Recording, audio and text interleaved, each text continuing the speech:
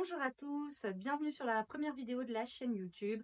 Aujourd'hui, on va parler d'un sujet brûlant qui est sur toutes les langues en ce moment et vous verrez que moi aussi j'ai des choses à dire. Aujourd'hui, on va parler du sujet qui est sur toutes les lèvres en ce moment. Bien évidemment, est-ce que la Corse va quitter la France et devenir un État-union? Je rigole, on va parler d'évolution prismatique.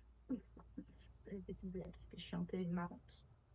Comme vous le savez, je suis la gérante d'une boutique physique affiliée à Asmodée. Donc, je pense que je suis en droit de vous expliquer un petit peu ce qui se passe derrière les filières de Pokémon, comment un petit peu c'est géré et comment on en est arrivé à cette situation aujourd'hui qui fait que les ETB ont dépassé les 150 euros. Et, bon, on va expliquer un petit peu le point de vue du côté professionnel parce que c'est vrai que c'est un point de vue que j'ai pas trop l'habitude de voir sur la plateforme. Voilà, on voit souvent les avis du côté particulier ou petits vendeurs en ligne, etc. De l'autre point de vue, j'en ai pas trop vu. Donc voilà, je pense que c'est bien d'avoir tous les sons de cloche et après pouvoir faire son propre avis par soi-même. Pour ça, on doit commencer par la genèse, comment Pokémon s'est distribué, comment on a nos quantités, comment ça se passe, combien on a eu, comment ça se passe de manière générale et tout ça, je vais vous l'expliquer. Donc, il faut commencer par le commencement. Ce qu'il faut savoir, c'est que quand vous entrez chez Asmodée, vous signez un contrat. Ils peuvent vous donner un prix conseillé de vente, mais ils ne peuvent pas vous imposer un prix de vente. Et puis d'ailleurs, pour tout vous dire, parce que ça, c'est des rumeurs que j'ai beaucoup lues, Asmodée, il n'y a pas de prix conseillé de vente. Et attention, je tiens à éclaircir un point.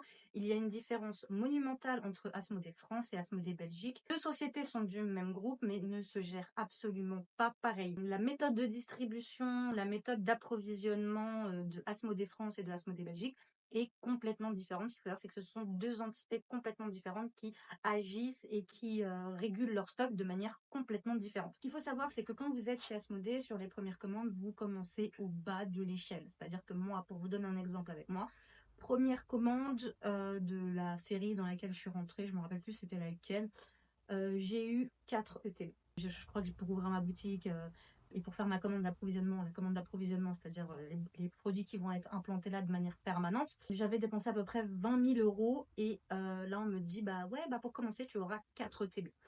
C'est comme ça. Tu discutes pas les quantités, tu prends ce qu'on te donne parce que t'as pas le choix et puis t'avances et puis tes quantités augmenteront petit à petit. Là, nous on recevait 200 ETB à peu près, hein, sur toutes séries confondues. Hein, c'est le seuil qu'on avait atteint avec le chiffre d'affaires. Ce qui s'est passé sur Évolution Prismatique, c'est qu'on est passé de à peu près 200 ETB à 30 ou 40, je crois. Je comprenais pas, je disais oui, allô, on a reçu 30 ETB, t'as oublié un devant, c'est ça, t'as oublié un.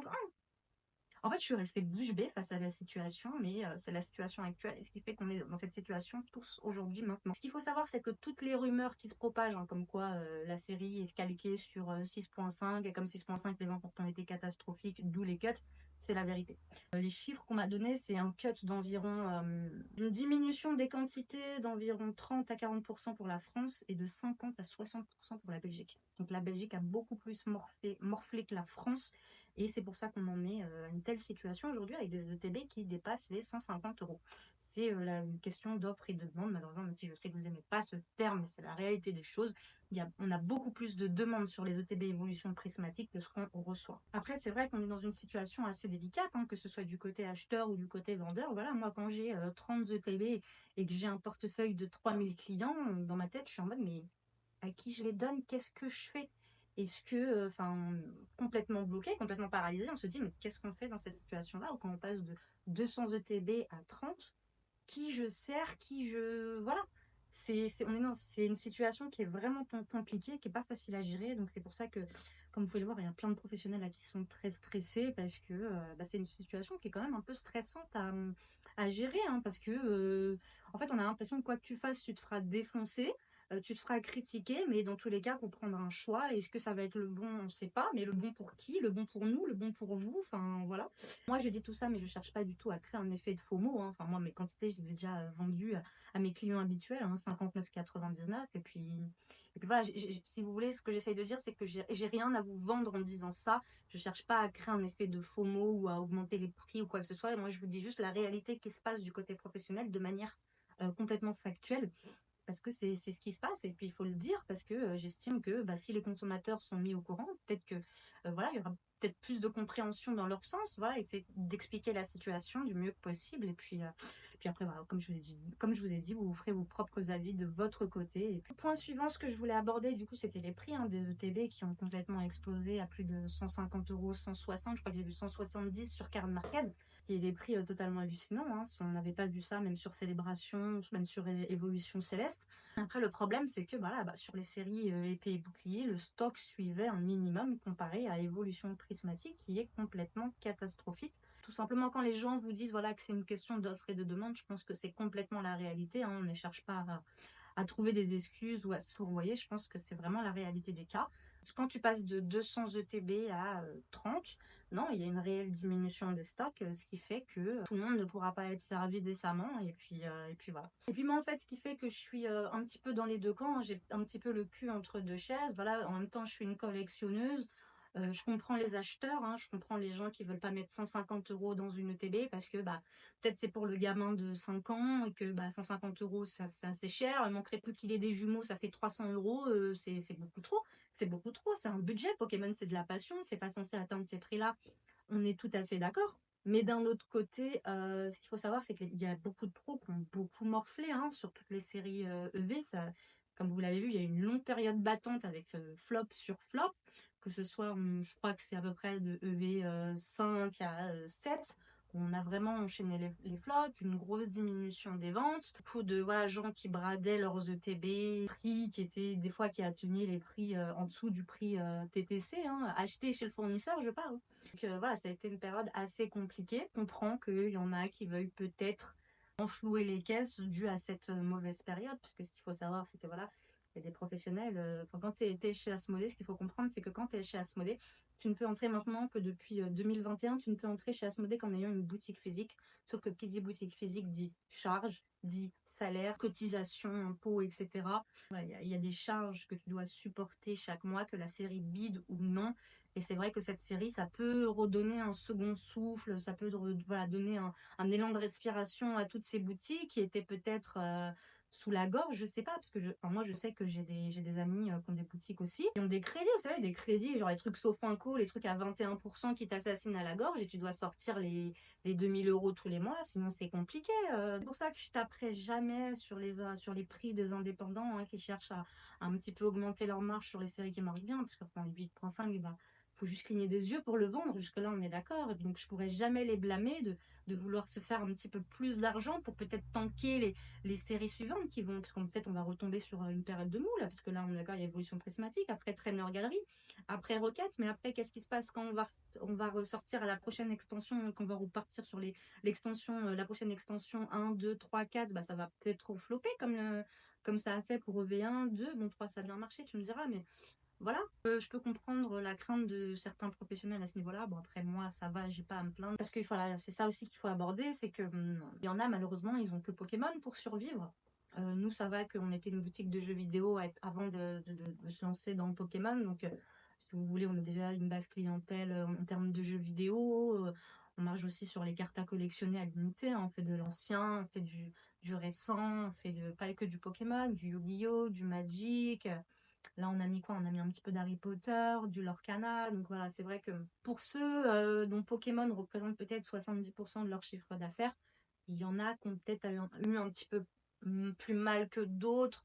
On en a perdu certains en route. Donc voilà, moi, vous ne me verrez jamais taper sur le prix des professionnels. Les ETB à 150 euros, oui, ça me choque. Je pense pas que ce soit les boutiques qui lancent les précommandes sur les ETB à 150 euros. Parce que pour vous donner un ordre d'exemple, moi quand j'ai vendu les ETB EV8, que j'en avais eu à peu près 200, on les a vendus 49,99 comme le prix qu'on fait en général. De passer de 200 ETB à 30, il y a un manque à gagner d'à peu près 2700 euros. Sauf que les 2700 euros, si je voulais les rattraper sur EV8 avec mes 30 ETB, j'aurais dû les vendre 117 euros quelque chose. Parce que voilà, comme je vous l'ai dit, il y a des charges à la fin du mois. L'URSSAF, il va pas te dire oui, allô, Madame Stop Games, oui, quoi, vous avez reçu 170 ETB en moins? Ouais, on va vous faire une remise sur vos cotisations patronales ce mois-ci. Ouais, je comprends, ne vous inquiétez pas. Vous mettez une ETB de côté? Merci. Malheureusement, c'est pas comme ça que ça se passe. Donc voilà, c'est pour ça que je comprends les indépendants qui veulent augmenter un petit peu leur prix. Je comprends le consommateur qui veut pas payer son ETB 150 euros parce que c'est un scandale. et je sais pas quoi dire pour désamorcer la situation parce qu'on est dans une situation un petit peu délicate. Et tout ça me fait aborder un autre point, parce que j'ai vu beaucoup de gens taper sur Asmodée en disant oui, c'est la faute à Asmodée de ne pas avoir imprimé assez de stock, etc. Moi, j'ai envie de vous dire, les gens, non. Je vous ai dit, la série 8.5 est calquée sur la série 6.5, sauf que il y a eu un flop monumental sur la série 8.5, sur la série 6.5, pardon. Voilà, ce qui fait que pourquoi on en est arrivé là aujourd'hui. Après, vous me direz, oui, comme Ogerpon, Felicanis, etc. Oui, mais il faut se comprendre, c'est que Pokémon Company, c'est une société japonaise et que Ogerpon, c'est le 11e Pokémon préféré des Japonais. Et donc voilà, même si en France, c'est pas un énorme succès, au Japon, les ventes ont été quand même très très correctes. Comme je disais, les gens tapent un petit peu beaucoup, j'ai remarqué en commentaire sur les vidéos des autres créateurs, etc., sur Asmodée, en disant oui, la faute à Asmodée, qu'on est dans cette situation, de ne pas avoir imprimé assez de stock, etc. Alors, pour me refaire l'avocat du diable, c'est pas du tout Asmodée qui gère la quantité d'impression. C'est pas, eux, ils sont pas du tout responsables de ça, ils sont juste responsables de la distribution, rien d'autre. Donc, ce qu'il faut savoir, c'est que les quantités sont imprimées en Belgique et puis elles sont distribuées à Asmodée qui s'occupe après de la distribution. En plus, là, je viens de me souvenir, si vous savez que si on a eu ce stock astronomique sur 151, donc la série 3.5, hein, c'est grâce à Asmodée. Ce qu'il faut savoir, c'est que les stocks de base de 151 devaient être catastrophique également. Et c'est Asmodée qui a un peu poussé Pokémon Company en disant non, cette série ça va être un carton. Celle-là, ils ont réussi à l'anticiper. Donc, vous me direz la réimpression des 151 premiers Pokémon de base, comment ne pas l'anticiper? Et voilà, qui leur ont dit bah écoutez, cette série, non, par contre, là en termes d'impression, il va falloir mettre les bouchées doubles, parce que ça, c'est une série qui va être très très demandée et on ne veut pas revivre Célébration. Et du coup, Pokémon Company a plus imprimé, ce qui fait qu'on a eu des stocks colossaux, même s'ils ont été, pratiquement tous les stocks sur 151 ont été absorbés. Mais voilà, on a eu un stock cataclysmique sur cette série, ce qui a été d'ailleurs impressionnant. Et puis, c'est grâce à Asmodée, donc ça, faut le souligner quand même, hein, parce que c'est pas non plus la bête du Gévaudan, Asmodée. C'est pas non plus, voilà, faut pas leur mettre non plus tous les torts sur le dos. Ils peuvent conseiller Pokémon Company, hein, ils peuvent les driver, mais en aucun cas ils peuvent leur imposer des choses. C'est toujours The Pokémon Company qui est décisionnaire des quantités, etc. Ce qui fait qu'on est un tout petit marché hein, comparé aux autres. Donc je pense qu'il y a une méconnaissance totale de la demande française. Je crois qu'il se calque plus sur le Canada que sur la France. C'est pour ça qu'on n'a pas une réimpression de toutes les séries appréciées en France et pas forcément au Canada, comme par exemple Évolution Céleste. Ce qu'il faut savoir, c'est que le Canada, du Évolution Céleste, il leur en restait, hein, parce que c'était pas non plus la grosse hype là-bas. Et ce qui fait que voilà, ça a été importé. Moi, je pars juste du principe que d'essayer de vous expliquer un petit peu et de vous faire comprendre ce qui se passe aussi du côté professionnel, parce que c'est pas toujours facile. Hein. On a très souvent le mauvais rôle, alors que des fois, on essaie juste de faire notre maximum. Sauf que des fois, peut-être soit le maximum, c'est pas le mieux, soit de toute façon, on a l'impression que quoi qu'on fasse, il y en a seront toujours critiqués, ou seront toujours. Enfin, il y en a, j'ai l'impression on tend à les critiquer parce que c'est plus facile ou parce qu'il y en a on aime les détester aussi hein, donc ça va être la première vidéo de la chaîne. Je vous serai gré d'être un minima indulgent sur la qualité. Voilà, je sais que j'ai un problème de micro parce que mon téléphone il est tombé dans le seau de ménage 2 fois. Voilà, j'ai acheté un micro cravate, il n'est pas encore arrivé. Voilà, même le décor, etc. s'est amené à s'améliorer. Voilà, je filme avec la caméra avant de mon téléphone, donc je sais que c'est pas l'idéal, mais voilà, on a tous commencé quelque part, et donc voilà, merci d'être indulgent pour cette première vidéo, et puis j'essayerai de travailler plus dur sur les prochaines, et puis voilà, merci à tous. Voilà, n'hésitez pas à me dire en commentaire si vous avez des questions, des sujets, peut-être une FAQ, ouais, une FAQ, allez, go sur une FAQ pour la prochaine vidéo, et puis n'hésitez pas à me poser vos questions, que j'essaierai d'y répondre du mieux possible. Voilà. Je vous dis à bientôt, n'hésitez pas à vous abonner, et merci à vous d'avoir écouté mes pirailleries jusque-là. Et je vous fais des bisous, tchuss!